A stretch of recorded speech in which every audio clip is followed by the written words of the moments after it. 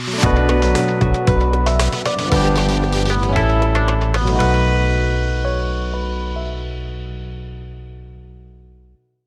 day, everybody, and welcome to yet another episode of Unleash with FTM, Unleash with From the Expert's Mouth.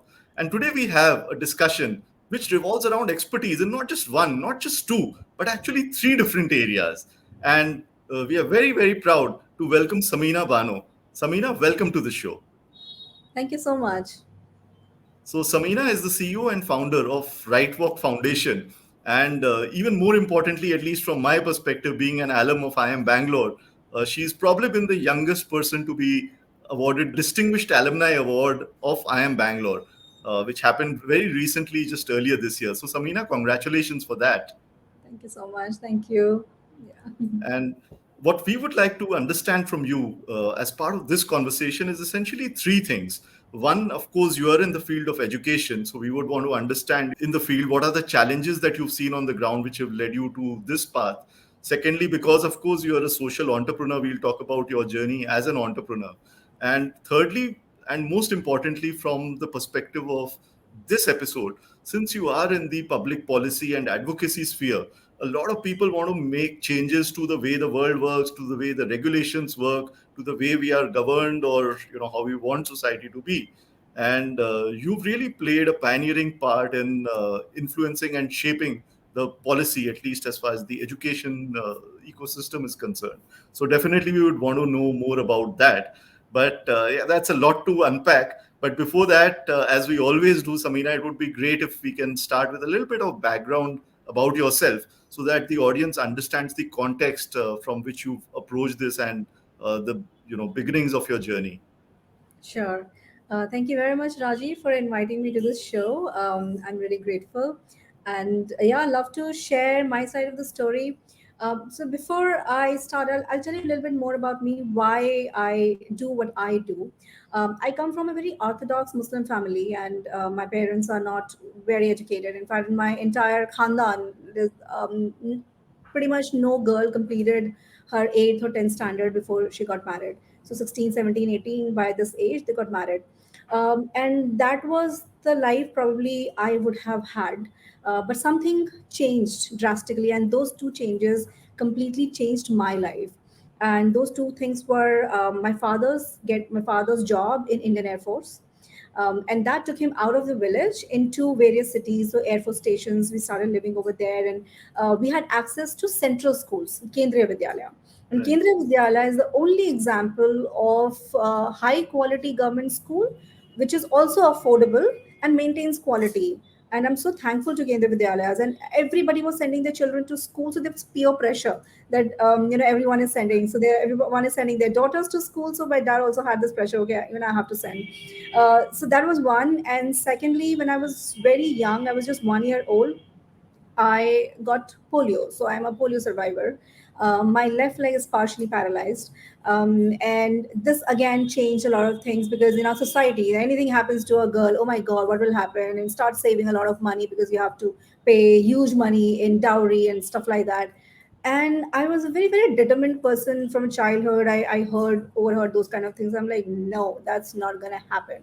I'm going to empower myself. And the only way for empowering myself was education. So I put my heart and soul into the opportunity I got at Kendra Vidyalaya in school, and did extremely well in school. I secured first position in pretty much every class. I got scholarships from my school as well. So all that went well, and I excelled in 12th standard. And then I got into prepared for medical entrance examination. I got into medicine. I got into one of the best colleges in medicine, one of the top government colleges in Pune. Um, and then again, someone said, "Oh, this is very good for girls. Medical is very good for girls." Okay, ab to karna hi nahi hai. So then I shifted. I changed. I left medicine in a month, and I joined engineering. So I Right. did computer engineering.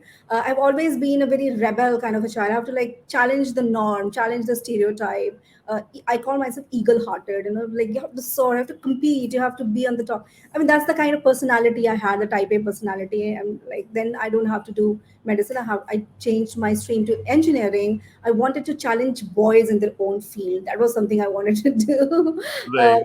Yeah. And So and looking back at that, switch from medicine to engineering, do you think that was impulsive? no, no, no. I am never impulsive. It may sound like impulsive, but I take my decisions quite calculated. And it's Okay. not just calculated. I'm a very intuitive person, highly intuitive person. I can feel it in my heart. So Right. I can feel it in my heart, very strong calling in my heart that I have to take a different route, however illogical it might seem. And then, this alchemist is reality. I have experienced alchemist kind of things in my life so many times. Right. Listen to the voice in your heart and heed the omens. There Right. are signs which start telling you, this is a time, just move in this Right. direction. I felt very strongly during my medicine days. I felt like, move on, go to engineering. I don't regret it even for a single moment. Even though my father did not speak to me for 6 months after that, he was shattered. And there were strangers who would stop me on the road. It's like, you're the girl who topped 12th standard. Yeah. You're the girl who got 99% in PCM and blah blah blah. And yeah, you are the girl we saw in newspaper. You are the girl who got into medicine, and you are the girl who left medicine. I'm like, yeah, pagal ho gayi ho kya? I mean, that's what the response. Like, okay, and no, I'm taking engineering because I love mathematics. I love to explore. I love to push boundaries. And I Right. had people had made me believe that girls cannot do engineering and medicine is the right stream for them. And I wanted to experiment. I wanted to test my boundary. Can I do that? And I had to Right. test it. I had to do it. So Yeah. that's the kind of personality I had. So I did engineering, and then I worked for Texas Instruments for 2.5, 3 years in semiconductors. And then I did my MBA from IIM Bangalore. Worked as a management consultant in the US for 2 years, and then I came back to India. And the reason being, I always wanted to give back to the society what I had received from the society. Today, if I'm living this life, which is entirely different, poles apart from the lives of my cousins, it's because of my education. And I know what education can do to your life. And I wanted to make that education accessible to everyone, not just by chance, but as a matter of right. And that's why I came back and I chose Uttar Pradesh, I chose Lucknow, and I started my journey. Right. So that's the genesis of Right Walk. Yes. Okay. Okay. Awesome. So this happened a couple of years after you graduated out of IIM Bangalore, right? I left my job in early 2013. Okay. Yeah. Yeah. So about 3 years. Yeah, less than 3 years. Okay. Right.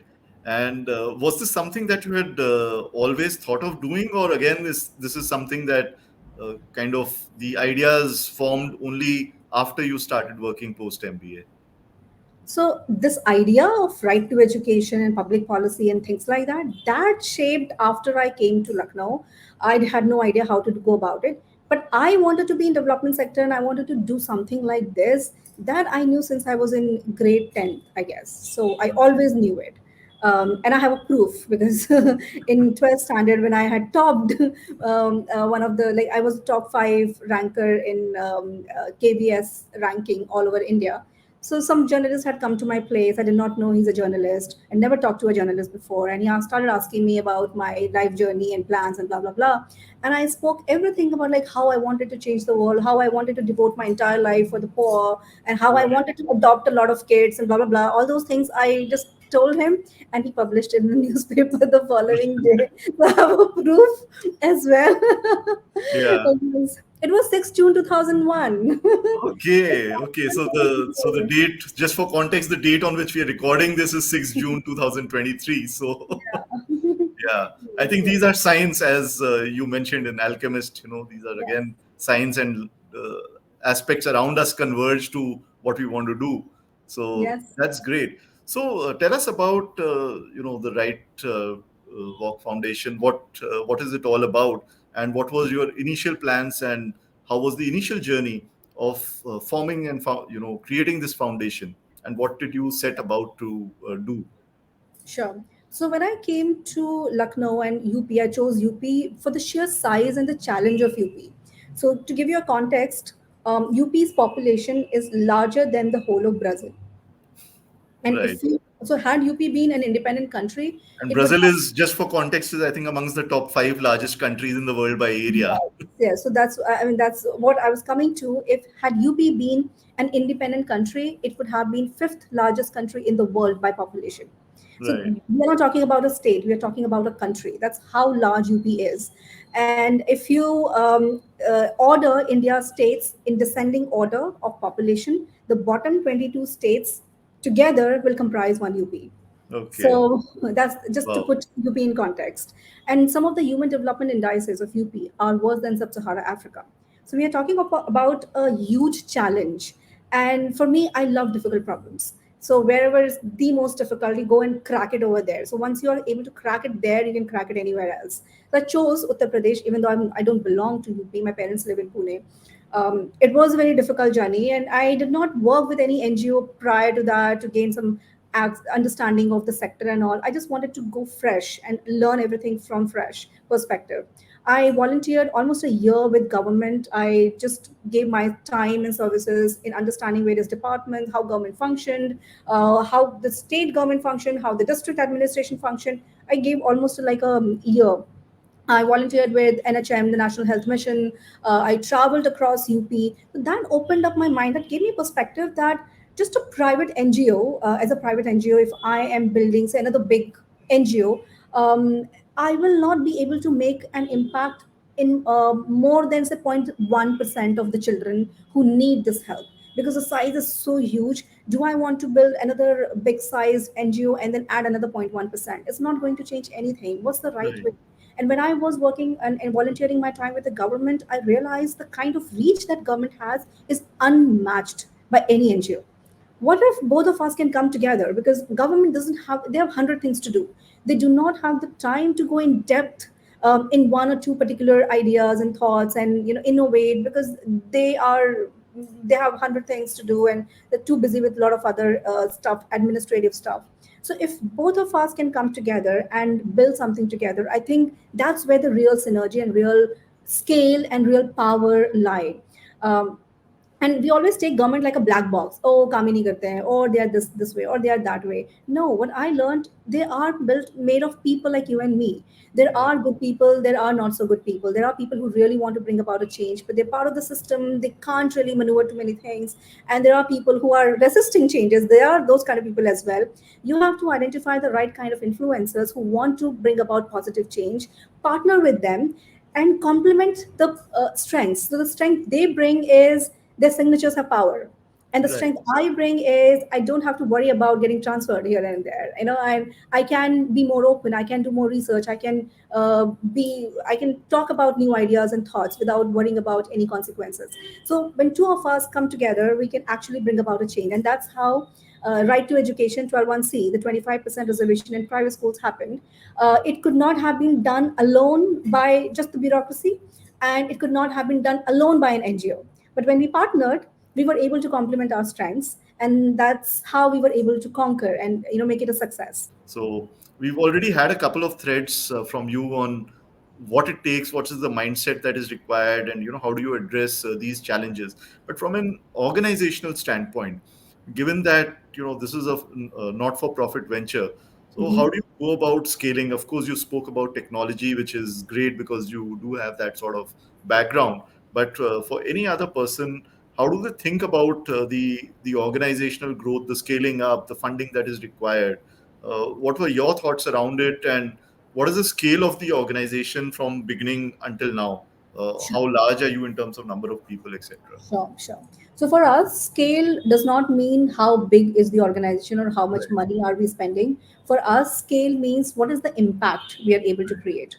So and I want to purposely I want to keep the organization lean. I don't want to create another very heavy organization and pretty much half of my time goes into just managing the organization. So that's Right. not the idea. The whole idea, the theory of change or theory of impact we had was every dollar or every rupee of philanthropic money should be able to unlock 100 rupees of public funds that should be made available to the intended customers, beneficiaries, users, whatever you call them. And Okay. that will make the change institutional. So, right Right. to education policy, whatever we brought about, it's in an institutional policy. It is no longer dependent on us. So, say 7 years we have been working on right to education policy, and we work in two models. So, we have a policy management unit that sits in the department with the government. We sign an MOU with the government.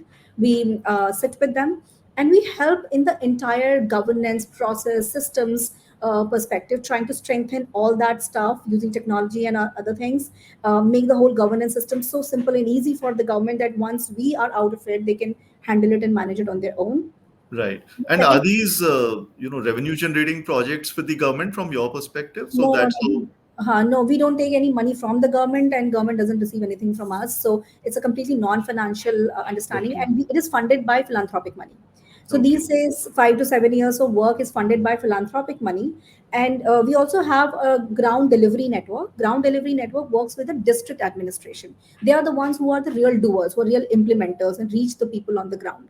They work very closely with district administration. We leverage existing district distribution system. So, and I'll give you an example of this leverage. So, for example, we had to spread information about right to education, and UP is so huge. Even with the volunteer army of a lakh, I wouldn't be able to reach out to these many people. We're talking Right. about 23 crore population. How will you Mm. reach so many people?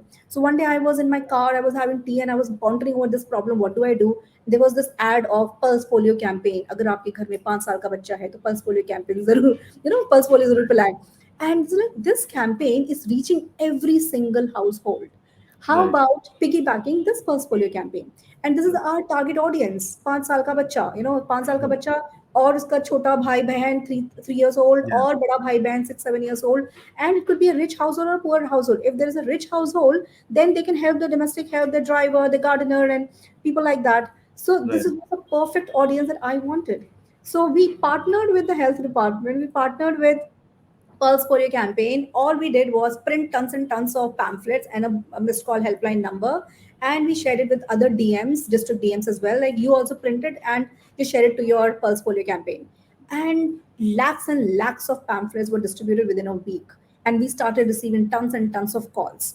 So Mhm. these are the mechanisms, the smart mechanisms where you have to use very little resources, but your outcome is great, is like really huge. And these things come to your mind when you are short on resources and you have to get big impact. Right. The necessity is the mother of innovation Uh, in India. yeah. That's what Absolutely. happened. So that's the ground delivery network. We always leverage the existing government networks. And I gave you an example, but there's lots of other things we do to reach the last mile, to reach the people on the ground and make sure it is getting implemented. So after 5 to 7 years, we step out, we build capacity within the government. We give them hand over all the systems and processes that we have created. We build capacity, and then we step out and we just have a small team just to look after if everything is going fine or not. Because a lot of people who still try to create trouble and all. So and then you get out. So in a way, in whatever money you are spending, philanthropic money you are spending in those 3 to 5 to 7 years, it gives you return for decades. And Right. it's so huge that if we, like in the IM language, if you talk about it, like you calculate the NPV, the NPV, the Right. net present value, would be so much more positive. Like nothing can be more sustainable than that, because Right. you have strengthened the institution, and always believe in institutional change. It should Right. not be dependent on you. So once I'm out of RTE, it should not get stopped because of me. Then my team becomes smaller. So it's Right. not that with the increasing impact, your team also keeps on growing. It's not like that. So Right. initially it keeps on growing, and then impact keeps on growing up, but my team starts shrinking. So I Right. am able to keep my team lean. We are currently some 70 people, and I'm not going to go beyond 500. Like my cap is 500. I'm not going to add more people than 500. Right. If you look at it even from a efficiency standpoint, if let's say $100 are or 100 rupees are going into donation or philanthropy in any other NGO, any other typical social enterprise today, then they would probably spend another 5-10 bucks on administrative overheads or costs. Let's just say $10, for example. So out of 100 rupees or $100 that are going in, ultimately only 90 is reaching the beneficiary. Whereas what you are saying is, I will try and make that $100 ensure that it gets 100x of 100, which is $10,000 or rupees worth of benefits flowing into the beneficiaries. Yeah. And that's the power of thinking at scale. That's the power of institutionalizing things, which of course we learn very well in MBA to do, but we apply it mostly in corporate context where we think of processes that outlive us, or our teams, and are able to support organizations at much larger scale. But I think from a social context, instead of just thinking merely about scaling in a linear fashion by just having more and more donation money coming in, more and more philanthropy coming in, more and more team members coming in, can we create an impact by addressing the right levers?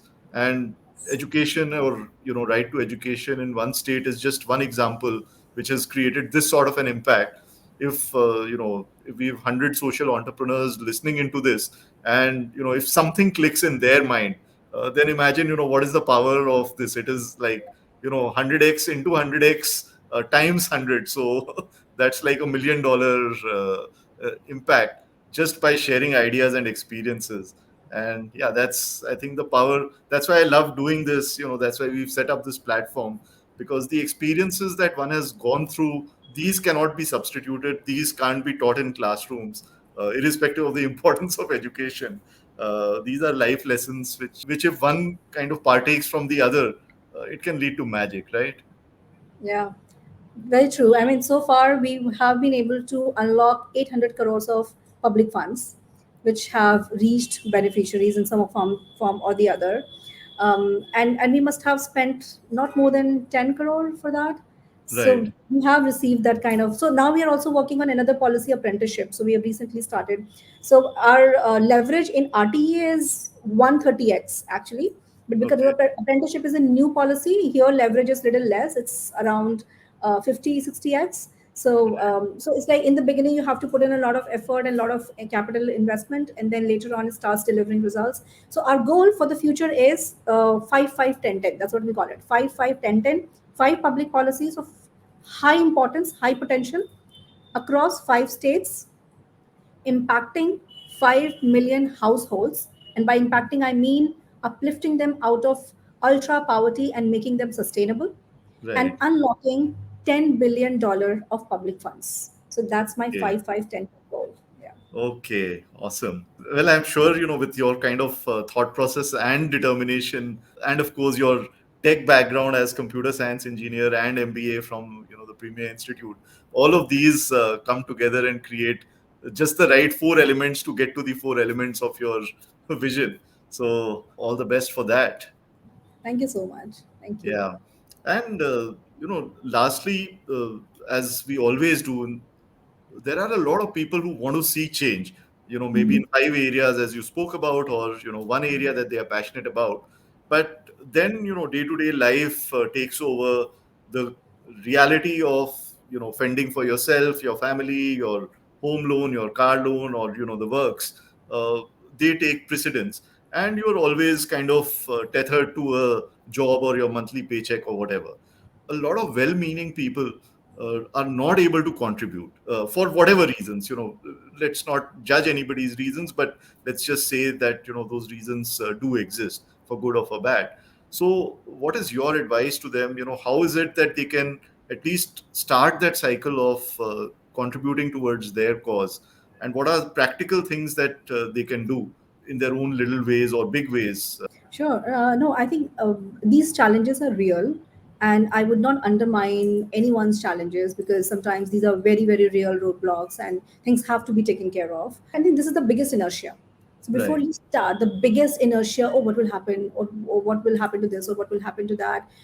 Once you are able to cross that inertia and put the faith in your work, I think it's all about the faith. You have to have very, very, very strong faith in your heart that this will work, I will make it work. And for me, I think it's my connection with the Almighty or something. I mean, I have that, I try to build that strong connection, which helps me strengthen me from inside, that this will happen, this will make it work. And then you move forward, and that first step is always hard. It hasn't been easy for me either. My biggest difficulty was when I left the job in the US. It was not an easy decision. And then you have to clearly listen to what your heart says. There would be 100 things around you which would be telling you different stories. Oh, what will happen to that? What will happen to this? Or this loan, that loan, blah, blah, blah. Which are realities, and you have to take care of that. I mean, you can't just Right. completely forget about it. You've got to have a plan for those things. But before that, you have to first listen in your heart. What is it that your heart's saying? Is Right. your heart loud enough to push you towards that? It took me 2 years to decide, make that decision of leaving my job. So Right.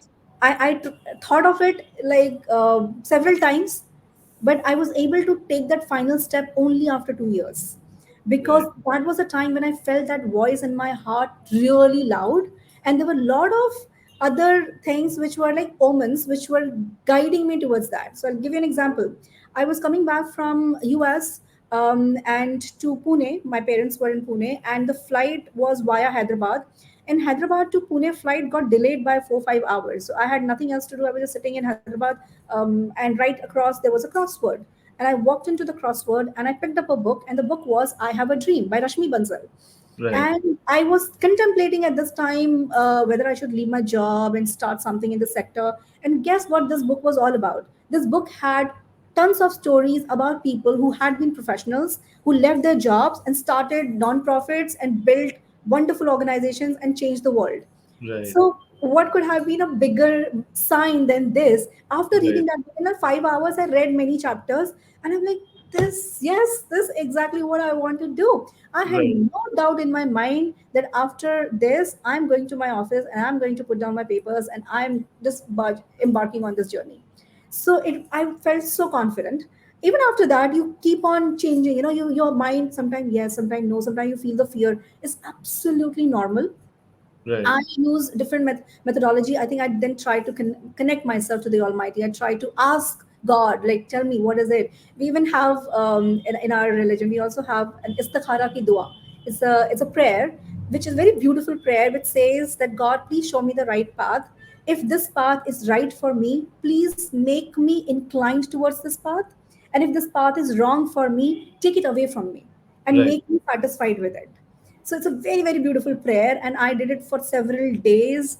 And then I said, what is it that I'm feeling from inside? And my inside, my inner heart was telling me, go ahead, go ahead. Right. I trusted my heart that time. And I said, okay, let's go ahead. Right. Yeah. So, on that note of omens and signs, if people are still listening to this episode towards the fag end, then I'm sure it is a sign given by the Almighty, given by the divine, that there is some message in this episode for you. And this is probably the harbinger of making those changes in your life that you've always desired, to contribute to a cause which is much bigger than yourself, your, ecosystem, your corporation, your entity, your business, or whatever. On a concluding note, I think I would just like to take the 100x leverage that Samina spoke about. Think not of making an impact of 1x or 10% or 20% higher than what you're getting, but think of multiplying it by 100 times. And if you think of the scale of the problem that exists, you'll probably realize that unless you do 100x or 1000x, you're not going to be able to solve that problem. And necessity is the mother of invention. In today's times, necessity is the mother of innovation, and that's what we need. So on that note, Samina, thank you very much for sharing your thoughts, and congratulations for the beautiful journey that you've had and all the accomplishments that have come your way. I'm sure many more will come your way as you approach the your goals of what was that 5 5 10 10. Yes, yes. And for the audience, of course, apart from this, we've got many other episodes dwelling on the themes of both education as well as entrepreneurship as well as social entrepreneurship. The playlist of other episodes of Unleash with FTM will be there in the comments and the description below, as will also be the links to Samina's organization, RightWalk Foundation, and the links that she spoke about. And if you're interested in what these signs are all about and what The Alchemist is, if you haven't read it, do read it. We'll drop the link to the book as well. It's a great read. Any concluding words from you, Samina? No, thank you very much for inviting me. And I truly hope and I pray that many people who are looking to make a change in the world, and they are feeling it from inside, they can get the courage to take the first step. And those who are not able to do it, and for various reasons, please don't feel disheartened. You still have a role to play, and just stick to what you are doing and just hang in there. Things happen in their own time. There's no judgment, and it's nothing like some people who are doing it, they're greater than the other. Everyone is contributing in their own way. So you are equally important, and hats off to you. Okay, that's a great thought. I think there's something in it for everybody who's listening in. and make sure that just as we spoke about the 100x, the impact of this episode is also magnified and amplified 100 times. So forward it to all your WhatsApp groups, to your social circles and people that you care about, so that the impact is magnified. And on that note, thank you very much, and we'll see you in the next episode.